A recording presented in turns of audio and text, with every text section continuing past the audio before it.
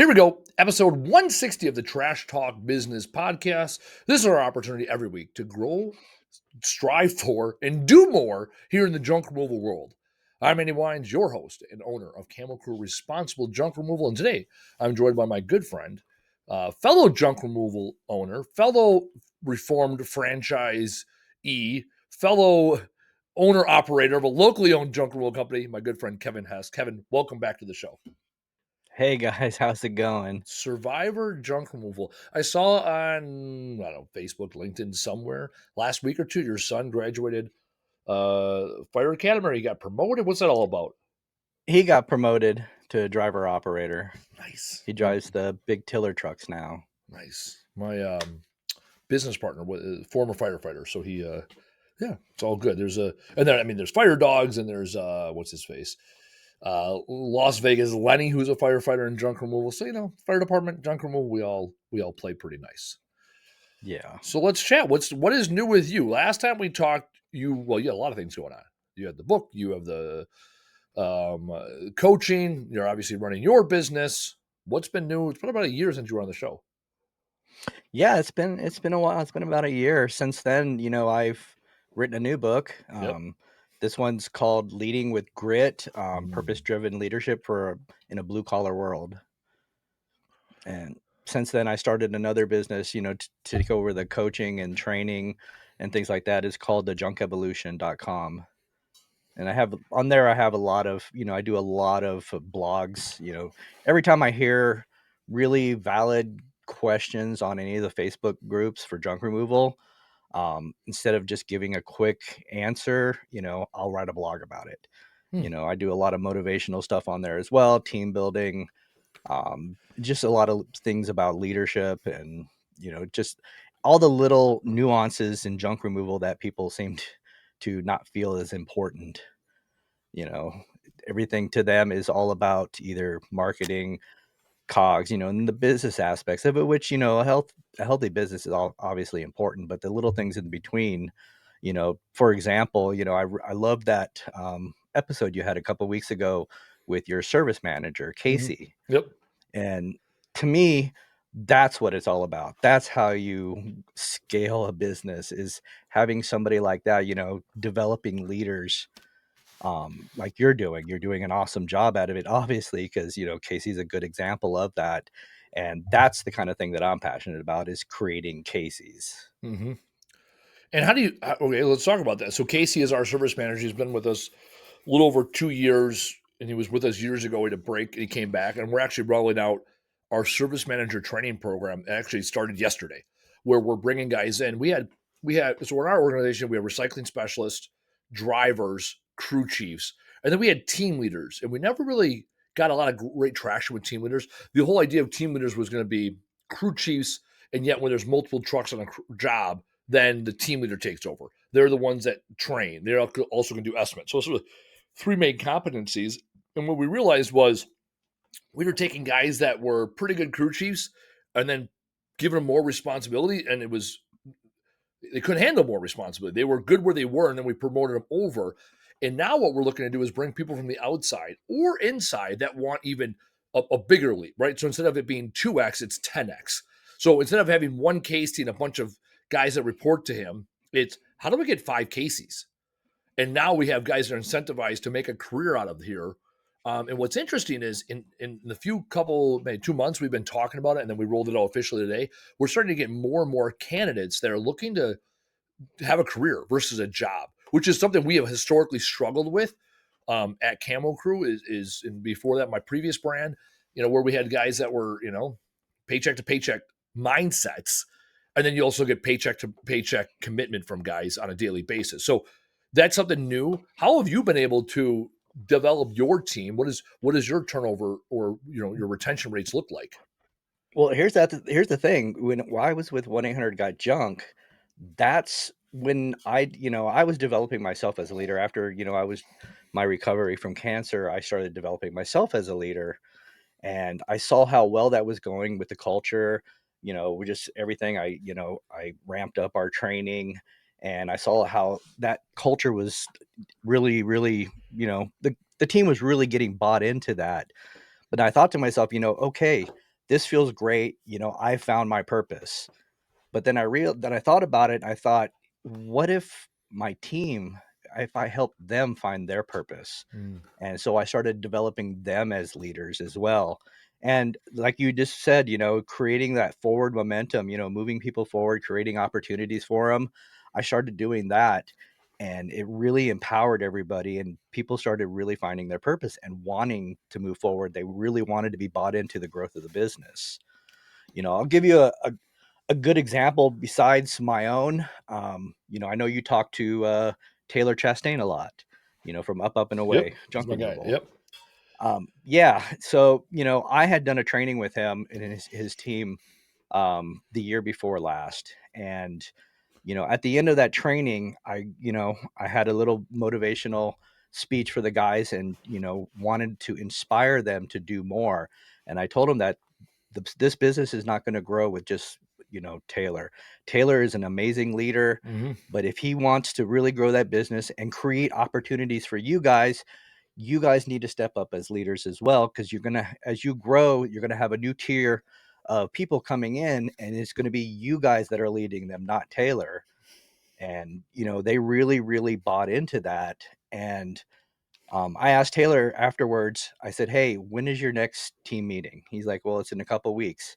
And I saw one of his guys that I saw a lot of potential in. I said, "Have him lead the meeting, empower him to lead the meeting." And afterwards, he felt so empowered by that he wanted to do more. He kept asking Taylor, "Give me more responsibility. I want to do more. I want more. I want that forward momentum. I want an opportunity. I want a career, not just a job." And he started doing more. Within a couple months, he was the operations manager. They had their Mm-hmm. first operations manager with them. Then there was two guys on his team. I don't know if you ever met his brother, Jonathan. He's kind of a goofy college kid, the typical class clown type guy. Him and his roommate, that they both worked there. And the whole time they were just joking around. They were just, like I said, class clown type of things. Well, after about 10 months, Taylor invited me to his, they were having the end this past December. He invited me to come to their end of the year sales meeting. And I'm like, just to observe, just to give some feedback. So I'm like, okay, cool. I'd love to. So I went in and sat on that. Well, it wasn't Taylor who led the meeting. It was his brother, the class clown, and his roommate. These guys had stepped up and Mm-hmm. became leaders. They led this team, and I was almost in tears. I felt like a proud father watching this, and that, seeing them impact, the way Taylor had impacted their lives by helping develop them as leaders because they wanted more. They saw, they heard me talk about wanting more and doing more, and they really took that to heart. And they were amazing. They were leaders. They were doing up there doing role plays, because they had taken I told them when they did my training that they could take bits and pieces of it, add it to what's working for them, and kind of combine the two. But they had taken his team upon themselves, had taken that training and created a culture out of it. And they Mm-hmm. were totally bought into it 1,000%. Well, these guys got up there. They were doing role plays. They had a newer guy. He was just, he was kind of stuttering, and he was scared being up there doing that role play in front of everybody. And just he just couldn't do it. Well, these guys stood up and told them, "Hey, if you believe in yourself as much as we believe in you, you would be unstoppable." Mm-hmm. And they all got up, they clapped, they cheered him on, and he crushed it afterwards. And I said, that is what leadership looks like. Yeah. So, having, yeah, I said no. go That's ahead. exactly what it comes down to. Is people have self-limiting beliefs. We all do, right? That's why Hmm. great. That's what they say. A good coach can change your day. A great coach can change your life. That's really our Hmm. job as leaders. There's more traditional corporate America is managing people, putting them in boxes, right? And our job as leaders is to see something in people they don't see in themselves, and then coach them to flourish in the role that we we need them in organizationally. And often people aren't even they're surviving the day. They're not even thinking about the organization. They're not thinking about tomorrow. They're not thinking a year from now. What does this organization need? They're thinking, what do I got to do today to get paycheck in 2 weeks from now. Mhm. What And have that's what you? most of Go these ahead. businesses, that's what their employees think, or their teammates. I don't like to use the word employees. Yeah. It's their teammates, they don't think like that because they're not taught to think like that. You did a great job. Like I said, I've only saw Casey, and I'm sure a lot of the team is just like him, but he wants more, and you gave that to him. You impacted his life. Where would he be without that leadership?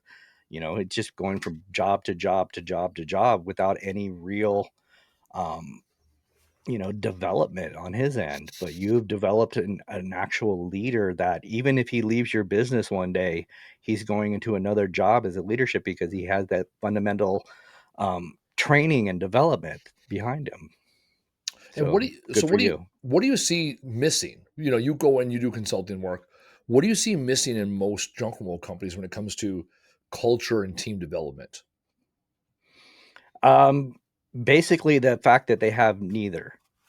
They have no culture. They have no development. They Some claim to have culture, good culture, because the owner's a nice guy. They like to have fun and everything else, but it has to be more than that. There has to be passion involved. There has to be, you know, the thing I've learned is pretty simple. If you want your business to grow, you need more than trucks. You need a team that's bought in, trained well, led with absolute clarity Mm, and conviction, and you need to be the kind of leader that actually inspires and equips, and protects a culture that people want to be a part of. Because a business that without leadership is just a hustle, and you can't scale a hustle. mm. That's a good. Here we go. There's we're 12 minutes in. A business without leadership is hustle, and you can't scale hustle. Yeah. Maybe you can't scale hustle is a good episode title. Well, and that's true. That's the reason 90% of businesses never make it past $1 million. Yeah. 99% never make it past two.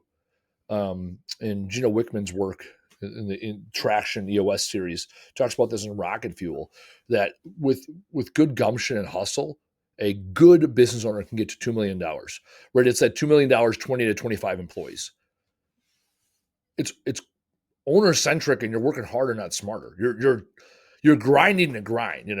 That's why even businesses that make 1 million, it's like a good operator in a good market with a good product can get to $1 million. At one point, I remember in junk removal that was like this mountaintop. We'll get to 1 million in revenue. It's like we did that our second year in business. We got to 900. Our first full year in business. In our second full year in business, we did over 1 million.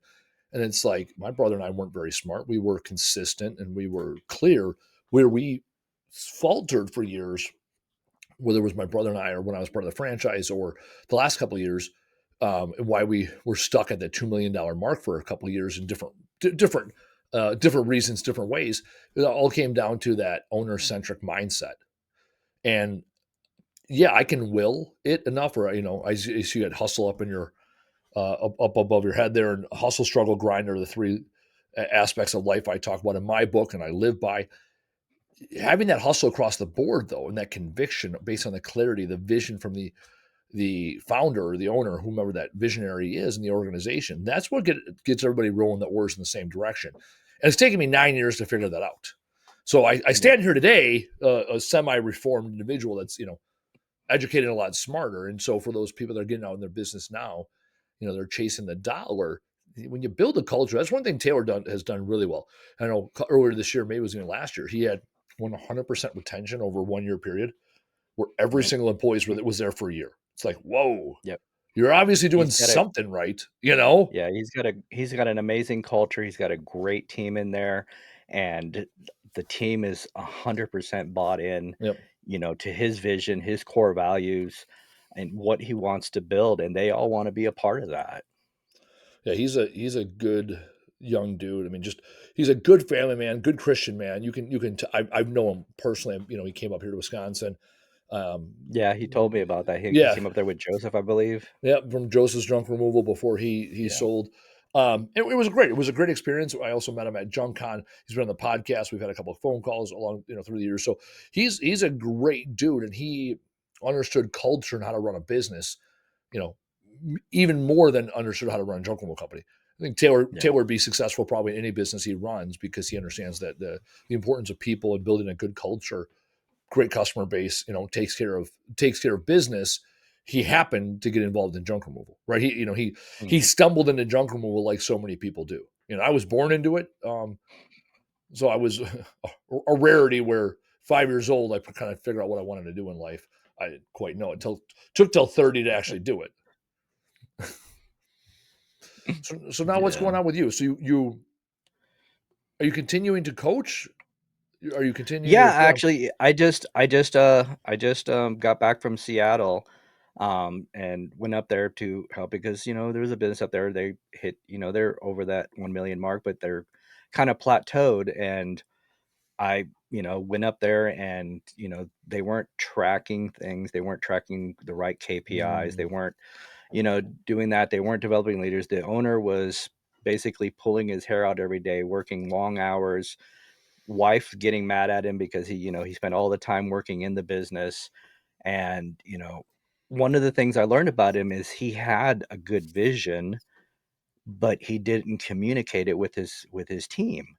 And so that was one of the big takeaways I gave him, was to you know build those core values and that vision and communicate it. He just built a brand new office. I took a wall and I said, you're putting that vision up on this wall for everybody to see every single day. We're going to start developing leaders on his team. We already picked one out. I did a one-on-one with some of his team, and I found a really good leader in the making. And we're putting together operations management training for him. And I'm helping him develop a better culture. They have a great culture. The team that's there, they love working there. They love the owner. He's a great guy, and they love working there. But apart from that, that's the only culture they really had. Whereas there's an opportunity to grow that team, to create those opportunities for people. And as soon as they start seeing those opportunities and that forward momentum, his culture is going to explode. And that's what I'm hoping for. And that's what, we're trying to build for him. So, I like going out there, and helping them do that. There's very, like I mentioned before, there's very few businesses out there, and that's where they'll start to plateau, is until they learn. First they have to develop themselves as a leader, but then they start developing that team as well, because that part's important, because you're nothing without that team. And that's what a lot of junk removal businesses tend to forget about. yeah, that's the And I mean, and don't get me wrong, because to me, leadership is something that you know this when you're talking about junk removal, you're talking about a blue collar world here, and leadership really doesn't, they don't, most, when you talk about leadership, they don't speak our language in blue collar, in my opinion. When I wrote my first book, Leading with Purpose, and I started, I posted it out on the junk removal groups, because this is, what I learned with 1-800 got junk, and this is how I scaled my business. And I taught everything that. The first thing that came out, somebody made a comment and says, what does that have to do with junk removal? I Every- mean, yeah, honestly, yeah, everything. everything. Yeah, But at the same time, it made me think about it. It made me really start thinking. And I was doing something, and I needed an image from Google that said, about leadership and everything else. And I typed in leadership into Google, and I clicked on the images, and what I saw was pictures of people in suits and ties, conference rooms, boardrooms, and I'm like, well, this is probably why somebody said that, because most blue collar industries don't think about leadership, because, like I said, it doesn't speak their language. It's So that's why I ended up writing the second book, Leading with Grit, to actually show how to use leadership in a blue collar world. It's something that's real. There's no fluff, there's no corporate buzzwords, just, practical, purpose driven leadership grounded in hard work. We're talking about work boots, not boardrooms. well, that is the issue I've seen in this industry. I've been fortunate to work in a lot of industries, fortunate to work for WM and the big players in the waste world also. And there's an abundance mindset. How big we get, and how do we do less, and get more done. very that more that corporate ease, working smarter, not harder. The challenge I see a lot of people in junk removal is because there's a low barrier to entry. Everybody wants to get in, and when you're first in, when you're trucking a truck, you make great money, great margin because you're doing the work. And as you scale, it takes more money, takes more fuel, and there's less in it for you. And all too often, I see the guys that get to that one or two truck operation and then they slow down or they stop because they have this scarcity mindset. And again, because junk removal has such a low barrier to entry. I was telling the story last week. It's like you want to be junk removal, all you need is a strong back and a pickup truck. Someone's like, well, landscaping's pretty easy. I'm like, well, now you need a lawnmower to go with the pickup truck, right? Cleaning gutters, now you need a ladder, right? And I'm being facetious and also logical. Junk removal, you don't even need a truck. You can rent the U-Haul every time you got a job, right? Like the hustle is not difficult. A couple of Facebook posts in a U-Haul truck, and you're in business for all intents and purposes. Mm. And people get into junk removal, and all the people that put the videos online, how to make $1,000 a day, how to make $100,000 a year. People go in this mindset of, okay, I'm just going to hustle and make money. They're not thinking about how to grow a business, how to grow a legacy, how to have an exit. It's merely a how to make money today, how to buy myself a job instead of having a job. And I get it. Mm. I did that for years. I had a side hustle. I scrapped. That's what I did. I loved doing it. It was good. It was, beer money and extra money on top of the job that I had. And when I got serious about it, I go, no, I'm scaling a business. I'm building a business so that it can survive without me in 5 years. And my 5 year goal we had done in 3 years. And now I'm on another. Now I do 3 year goals. Barry from 505 Junk Removal and the Bolt Accelerator turned me on to the book Vivid Vision. And he talks about doing 3 year goals because it's more practical than a 5 year or 10 year. And now I'm on these 3 year goals, and every 3 years it's like, how do I fire myself from even doing more? How do I empower people from even doing more? And so that mindset I see in the junk removal groups, that's another reason I'm pretty much off of Facebook altogether. Another reason I got turned off by the junk removal groups, it was so much scarcity mindset, a lot of victim mindset, a lot of how to survive today or this week mindset. And then I'm here preaching recycling and preaching sustainability and preaching, empower your people, invest in your people. And yet this is I'm bitching about landfill fees, and I'm bitching about having to have insurance, and I'm figuring out how to quote jobs. So, great, Yeah, and a lot of them are fostering cultures of excuses, in my that's what it opinion. is. You know, that's Exactly. It's you are undisciplined enough to not have a job, job, and you're disciplined enough to have a hustle and not a company. And that's what it comes down, like that sweet spot of I'm accountable enough to myself to make sure my lights stay on and my bills are paid. I'm not accountable enough to actually scale and build an organization, to actually yeah, have a business. and a lot of them hit, like I mentioned before, they hit that plateau, but what they don't realize is what got you here is not going to get you there. You Yeah. know, they have to learn, you're going to hit that plateau, and that's when you really start to have to look at the inner workings of that business, not just the business health, not just the basics, that everybody talks about in those groups. How do I price? How do I, what marketing do I use and everything else? There's a lot more inner workings that a lot of people don't understand and realize that they're going to need that in order to scale, and it's best to start learning that now. And as you start to as you start to grow and you start to scale that business, learn that stuff now, start developing yourself. That way, when you start building a team, you're able to develop that team as well and start empowering them. And like you said, firing yourself from doing those responsibilities. Yeah, when you scale for the sake, when you scale and the dollars the thing, and the bottom line's only the thing, and the margin's only the thing, you'll never grow. You'll never grow Yeah. to what your potential could be because it takes dollars to grow. I get a lot of the guys that are like, "Oh, it's a cash job. We're gonna keep the cash," or "No, no, it's my vacation fund," or "No, no, this is my cut that I take off the top." It's like those were all dollars that could have been deployed accordingly and come back with friends. Instead, they're Yeah. being used. I was going to say use the word wasted. Used today, right? It's that delayed gratification. There's so many people, especially in home services, that work for 30 years and then there's nothing to sell. There's nothing to show for it other than the money and the memories made, and there's nothing else. And same with junk removal. When all you do is hustle, there's nothing. You've bought yourself a different type of job. That's ultimately what it comes down to. And for the guys that want that, awesome. The challenge is for people like you and me that want next and we want to bring people along for next, they're not our customers.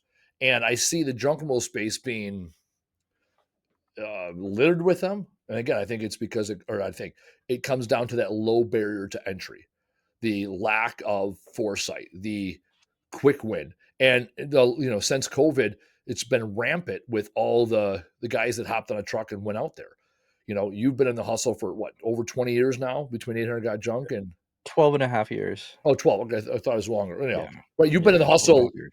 12 and a half years. You've been in the hustle long enough to see the peaks and valleys. I Mhm. remember I got in 2009 during the Great Recession. Like, it sucked back then, and I did well. So that's why I was talking to a guy last week, or no, Monday. It was Monday. It was yesterday. No, it was last week. Monday we had another call. And yeah, last week he was talking about the challenges our industry face, and I tell him it's the low barrier to entry. It's the fact that tons of people think they can come in, get rich quick, and all they end up doing is taking market share temporarily from those companies that were there before them and will be there after them. And there's always going to be somebody that thinks they can out hustle the guys that have been around forever. And sometimes they pop up and they sustain. More often than not, they pop up, and especially here in the Midwest in Wisconsin, I see them in October, November, and I say, we'll see if they're still there in April. And a lot of times they're not, because they have a bad week or a bad month, or put together a couple bad weeks, and it got cold and it got wet and it got snowy, and all of a sudden junk removal is not fun anymore. Yeah. Not only that, a lot of them also fail because they have, what I call a contractor mindset. Mm. They're thinking about most contractors, people don't trust contractors. I Yep. know I don't. Every time I contract, they just throw out some BS number, and Oh yeah. you're supposed to accept it. And if you don't like it, you can go, as they say, kick rocks. You know, and a lot of people I see have that exact mindset. The way they charge, the way they talk about their customers. If the job's going to be $1,300, you don't want to pay $1,300. Well, you're not my customer. Yep. Why are they not your customer? Everybody's my fucking customer. I'm sorry, but Yeah. you know, they might not have $1,300, but what is their priority? I'm going to walk away with something. I, I'm getting revenue in that truck one way or another, even if it's $200. As I'm getting something in that truck, So I have, that's why I do my training on teaching people how to close those jobs. When I was with 100 Got Junk, we closed every door, every house that we put our foot in. We closed 95% of those jobs. That's insane. And that's what a lot of people are happy when they're, like, oh, well, I convert about, 50 to 60%. That's industry standard or whatever. I'm like, that's a bunch of bullshit. You have to do, and they of course, it's not their fault, it's the customer's fault. The customer's too cheap. The customer, it's all about them. They're not my customer. No, it's not too cheap. They just did not see the value of your service. And that's how you have to learn to actually establish the value of your service, at a higher level. And a lot of people don't understand that. They just assume, they always talk about, well, I know my worth. Well, you may know your worth, but that customer doesn't. They don't know you. They don't know your worth. You have to show your worth. You have to earn your worth with them, Mhm. to make them your customer. You may think, oh, that's not my customer, but that customer's lifetime value is something that's going to help you grow. People understand you can spend thousands and thousands and thousands of dollars on marketing and advertising, but the real bread and butter in junk removal is those repeat customers and those referrals, referring to their friends, their family, their coworkers. That's the real bread and butter of junk removal. So every customer is valuable. So to me, that mindset of that's not my customer, I hate hearing that word, or that phrase. To me, it's just an excuse, or it's your ego speaking, and your ego is your biggest enemy when it comes to this business. And like I said, that's that whole contractor mindset coming out. It's interesting you bring that up. So I last year I got a Tesla, and I had a charger installed at my house, and then I had one put at my warehouse, and I paid a price. And then I started dating my girlfriend, now fiance, and I moved in by her. And so I had another charger put into her house. The price went up $300 from my house to her house. And it was like 2 month difference, same exact product. And all I did was email and say, hey, this is $300 more than I expected. What was the reason for it? They didn't even reply back. They just sent an invoice back over for $300 less, the same price I paid the first time. Now I'm not trusting them with anything. Now I'm not going to have them come out for any work, because what that tells me is you couldn't even, maybe it costs more. Maybe there's something with that house that I unforeseen situation. The fact that you didn't articulate what your cost was the first time. I'm not going to look at the line items. If you say the price was $1,100 in my house, if you say the price is $1,100, okay, that's the price. I'm none the wiser. And you go up $1,400, and in my head, I'm like, well, hold on. The garage is on the same floor as the panel. The run was shorter. In my warehouse, they had a tap through concrete. Like, I just want to know, hey, why was the price different? And you lowered the price? That means either A, you're screwing me over, or B, you don't know how to run a business. And either way, I don't want to Right. work with you if those are one of the two things. And I know that because I'm having electrical work done on my house, and I didn't even call them because there was that lack of trust. And that's what happens here in junk removal. When you're upfront about your pricing, that's what I mean, I've been out of the groups for so long, but how much do I charge for this? It's like, well, do you charge time and material? Do you charge by cubic yard? Do you charge? How do you charge and apply those rules accordingly? One of the issues I see all the time is, yeah, guys will gouge one time, and then they're constantly having to chase that hustle again. We charge by capacity. I get it. I know that a first floor full of furniture is going to be a hell of a lot more efficient than a basement full of smalls. Got it. I also know that in time it'll wash out. I know that in time I can articulate to my customers the value I bring by saying, "Hey, we charge by cubic yardage. Doesn't matter what the material is. We will recover as much material as possible." And when we show up with a box truck and we actually document how much we recover, we have the data to prove it. We have a warehouse that we do tours in. We have pictures of galore on social media about all the things that we recover. That's the value I bring. If you want the cheapest guy that's going to take everything to landfill, that ain't me. We had a situation last week where we had a job. It's about $10,000 job, full hoarding kind of situation, and we told them, okay, here's our price. Right? It was based off of whatever it was, 14 trailers. Came out right around 10 grand. And she goes, well, you can just throw the electronics into the dumpster, and you can just haul the scrap right to the scrap yard, and we just want to pay. We want that money from the scrap. And my business partner was like, okay, I can give you the money from the scrap, and then I'm also giving you the receipt for the MSW, because that's kind of how this goes. And he goes to her, he goes, what do you know about our company? And she's like, well, I know you guys have highly recommended from other realtors. He's like, okay, well, one of the reasons we're highly recommended is we're DNR certified to do electronics. We run our business a certain way, and putting TVs in the dumpster is unethical. And so we're not going to do that for you. And here's our price. And she's like, well, I'll find someone that will. And we're like, okay. So the next day, our sales guy followed up with her, and she goes, well, I found it, College Hunks, our local College Hunks franchise here. Yep, they're willing to put all the electronics and everything we want, paints and chemicals, all in the dumpsters for us that we'll provide. And they'll do all these things that they want us to do. And I go, good, not my customer. Because at that point, right, it doesn't matter about the dollars. For us, it's unethical. We practice what we preach. We talk about it. And my issue is we have all these companies, including places like 800 Got Junk, College Hunks, where you go to their website, it says here are our sustainability efforts, and yet when I hire their guys and I watch their practices, it's not happening. And when I articulate that to customers and they appreciate it, I can charge a premium for it. We're the highest priced junk roll company in the Milwaukee area. And I stand behind it because I say we're the best. As of yesterday, we have 1,802 reviews with a perfect 5-star rating.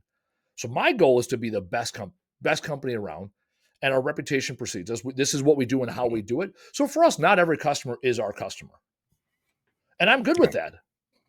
Right. Well, but you guys show the customers that you have, they see the value in your service. That one customer, they didn't see that value. No. So yeah, they're probably not your customer because you have a standard and you have, you know, something that you go above and beyond what most, like 99.999% of the other junk removal companies, Yep.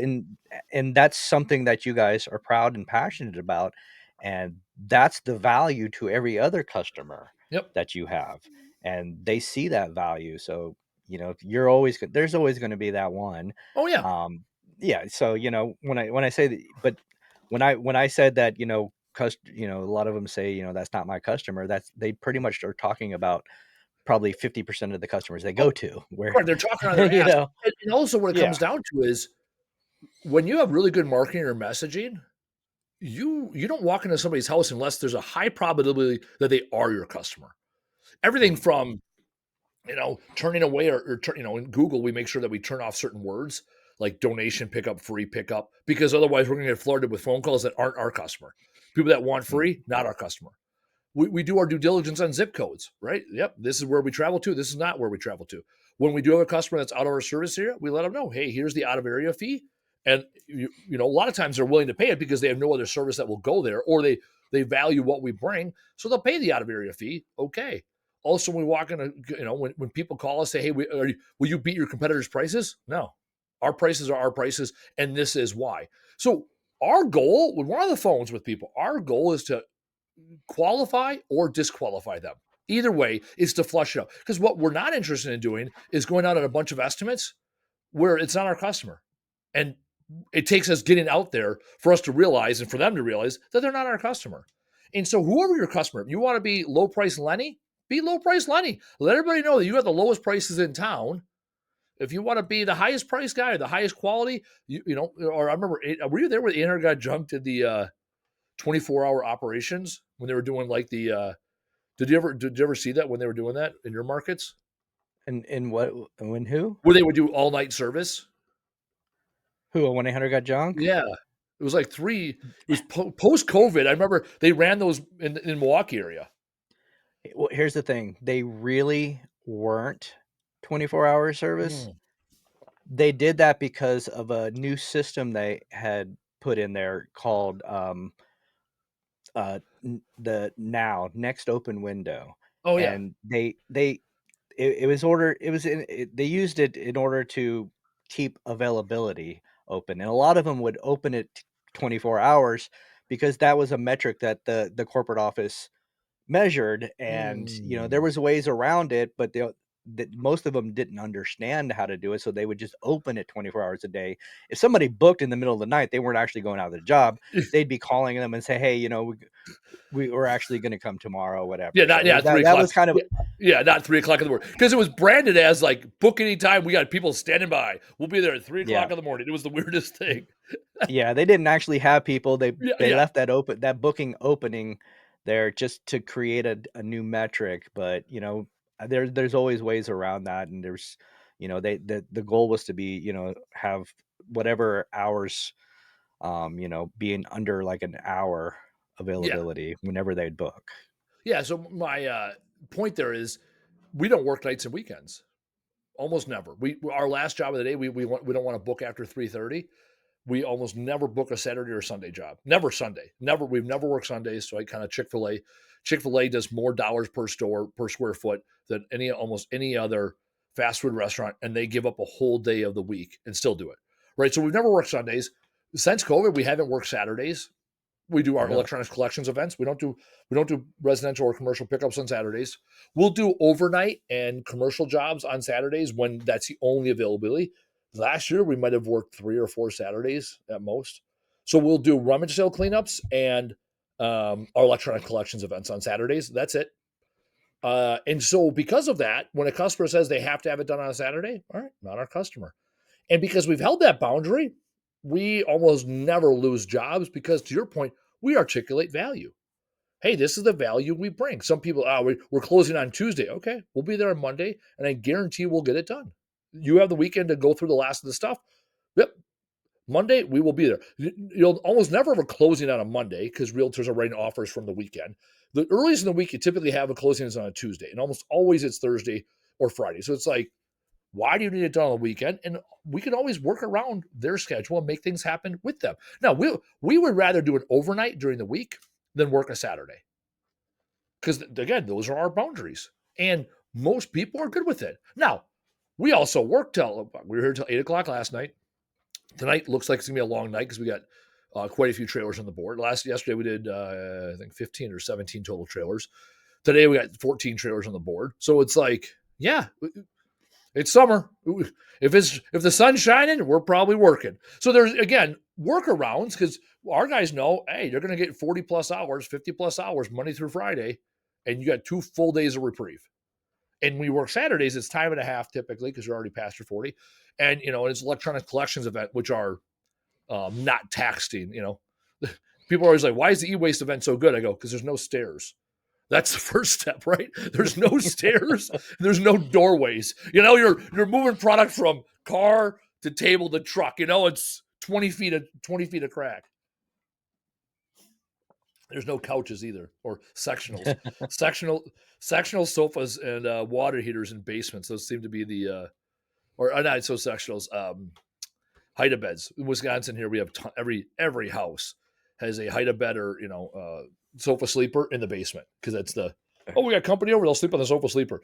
Everyone has one in the basement. It hasn't been used in 30 years, and it's heavier than sin. Growing up, I didn't know they made couches without beds in them because everyone I knew had a sofa sleeper in their couch or in their bed. And I've never owned a sofa sleeper because I would never sleep on one or regulate somebody too. Yeah, I've seen quite a few heavy ones. No one, they still make them. They still make them. They still sell them, and no one, people still buy them. They're like, oh yeah, this would be great. Your company, Mhm. your company will get an Airbnb or a hotel. Chances are, or they'll sleep on the couch. They're fine with the couch. Couch is hell of a lot more comfortable than the sofa sleeper. Anyhow, I digress. All right. So what else? So what else? So are you still running your company day to day while you're doing this consulting work and writing these books? What does that look like for you? To me, with junk removal, I've kind of pushed it into part-time, because Mm, that's not my ultimate goal. yep. You know, I wanted to start the business because, when I left 1-800 Got Junk, I left because, I mentioned a year ago when we were on there, I had cancer and Yep. I had worked hard to develop that, and create that legacy to leave behind when I was with 1-800 Got Junk, moving people forward, really developing people as leaders. And, you know, at the end of 2000 or the beginning of 2023, I was out in Dallas. We had just won franchise of the year. We won, number one ranked highest performer in all of 1-800 Got Junk and everything. And right afterwards, I got a phone call from my mother, and she told me that, hey, your little brother has cancer. So and then we started talking about it, and we talked about my father passing away and a lot of people in my family, because one of the things is we have Lynch syndrome, which is a hereditary disease which makes you highly susceptible to many kinds of cancer. Mm, So even though I fought and battled and won against cancer, my battle's not over. right. So she reminded me of that, reminded me that my time here is short. So I thought about it, and there was a lot of things I still wanted to do with my life. I had a bucket list. I wanted to start my own business because I had tried many times before and I failed. I wanted to write a book because, I was a really good writer. I've always written, I've tried to write a few books in the past and failed miserably again. But another thing I wanted to do is I wanted, because I had terrible, terrible stage fright, and I wanted to stand on a stage and tell my story. So I left, started my, junk removal business on my own. I wrote my first book, and then I got invited to the Junk Expo to tell my story.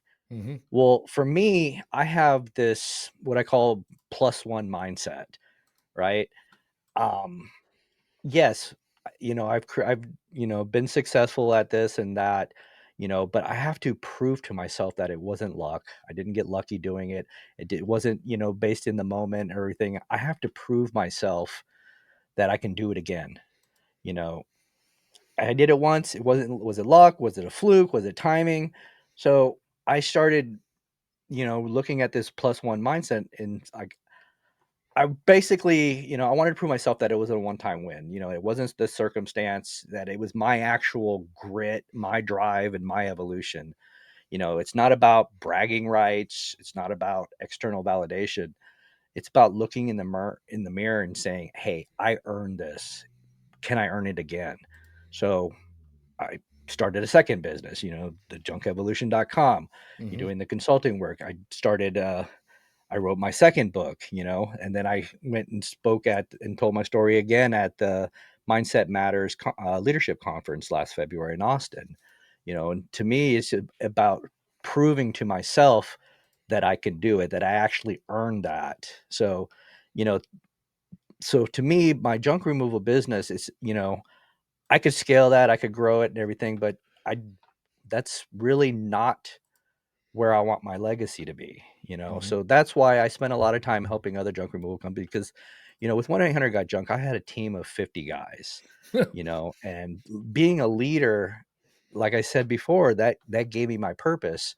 So that's why I'm so involved in the junk removal groups, trying to give people. That's why I started that website to, help people learn, so I can still be a leader with, because I don't have time to scale my business to grow it to where I can start training, 20, 30 guys that I could do it. So I do it outwards, and I try to help as many other junk removal companies because that's something I'm good at, and not only that, and outside of junk removal, I help a lot of other companies, help develop them as leaders and help, and I'll do business coaching with them or whatever, but I want to do it externally.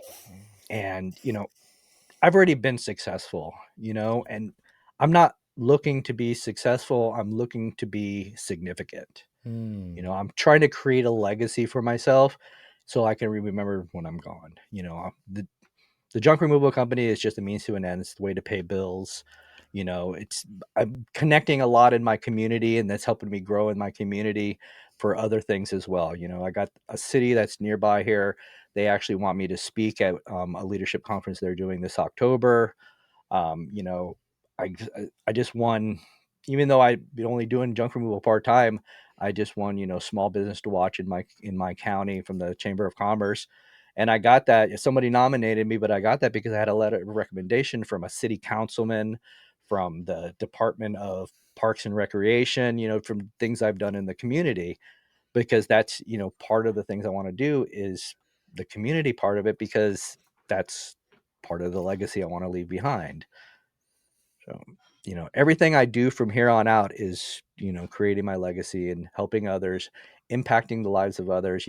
I would love to create more Casey's out there. And if I can help other people develop themselves so they can start creating Casey's like Taylor did. And he's creating an army of leaders right now. And to me, that impacts me. That's my purpose. And that's part of my legacy forever now.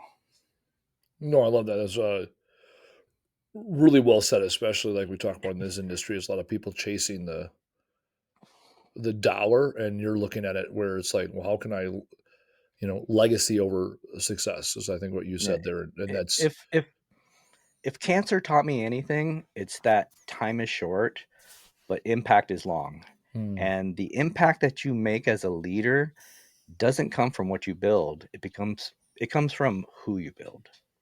hmm. No, this entire episode I've thought about the saying, a good leader can create followers, a great leader creates leaders, and that's you are the epitome of that. A couple of years ago, As are you.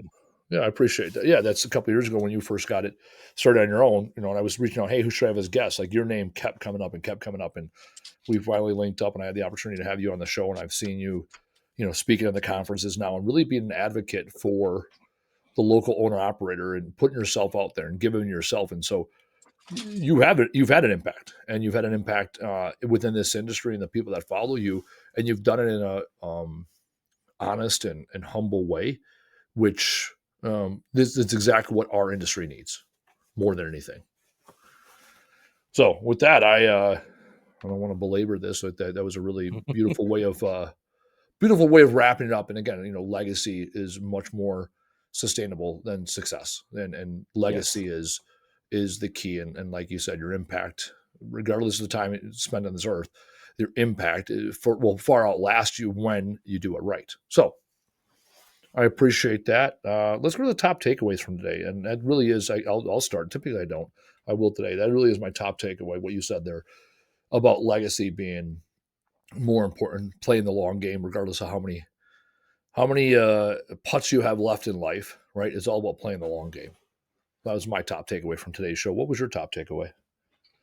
Well, my top takeaway should be, what everybody here is listening's takeaway should be, that leadership is important. It's, managers are a dime a dozen. It took me 20 some years as being a manager to finally understand the difference between being a manager and being a leader.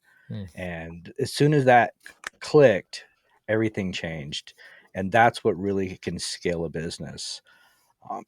And to me, that is much more important. So, you listen, you guys who are listening, you're listening to me, you're listening to Andy. Andy is an incredible leader. And, he listening to his team, you can see that without actually if you've never heard Andy speak, just listening to his teammate, that he's an incredible leader. And developing those leaders to, it's going to create a ripple effect and creating that opportunity and moving people forward into a career, not just a job. And that's going to be the most important thing that you can ever take away from any of this. No, I appreciate that. So appreciate you, Kevin. Thanks for joining me on the show. Thanks for being vulnerable and honest and continued work that you do in our industry, being an advocate for the sustainability with regard to legacy leadership. Really, as I'm putting this, in my head, it's really that. It's instead of this scarcity mindset of how to run my business, it's more of an abundance mindset of what can I do to impact the lives of others, and starts with the people on your team. You impact them. That's going to be far more reaching than what you can do maybe in the individual members within your community. You build a great team, the community will follow. So appreciate you being on the show. You want to be on the show on the Trash Talk Business Podcast? Take a little bit of a break here this summer. I got some things going on. We got Barry from 505 Junk Removal and the Bolt Accelerator coming up in 2 weeks.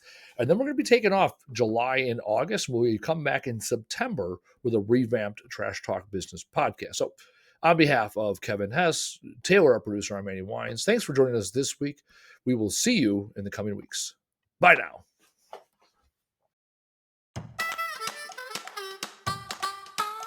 Thanks for listening. Tap subscribe or follow to get the latest episode. And if you enjoyed this episode, be sure to leave us a review and tell a friend to listen. To learn more, visit trashtalkbusinesspodcast.com. Bye now.